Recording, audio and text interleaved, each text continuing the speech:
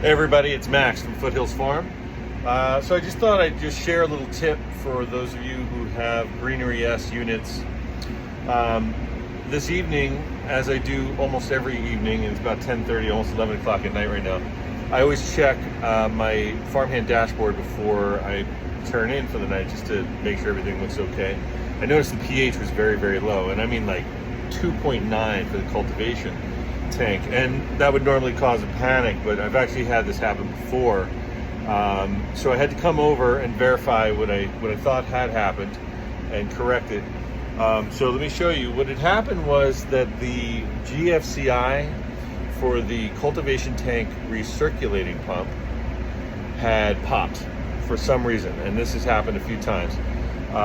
And that just meant that the pump stopped pumping. So there was no water going through the recirc, even though farmhand thought that the recirc pump was on.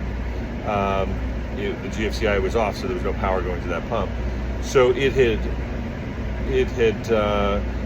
put a couple of doses of pH down into the recirc line, but because it wasn't flowing, it was just sitting there where the probe is. So it just looked incredibly acidic. Again, the first time this happened, I totally panicked, but I kind of knew what to expect. And this is what it looks like. You can see this is the cultivation recirc pump.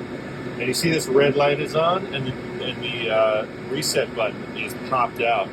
And that had happened for some reason, I don't know why. All I have to do is push that back in with the power on, by the way.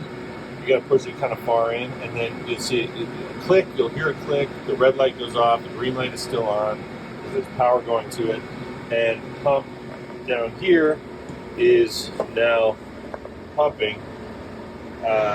So sure enough, that did the trick. It started pumping and moving that water through the recirc line, and the pH is right where it needs to be. Anyway, this is a little tip because it's happened a few times now, and I kind of know what to expect. So when you're troubleshooting sudden strange drops in pH or sudden increases in EC, because the same thing can happen with the EC pump putting EC in and then just sitting there where the probe is in the line if the line's not running. So those are the two things to look for, and it's probably your recirc pump GFCI. All right.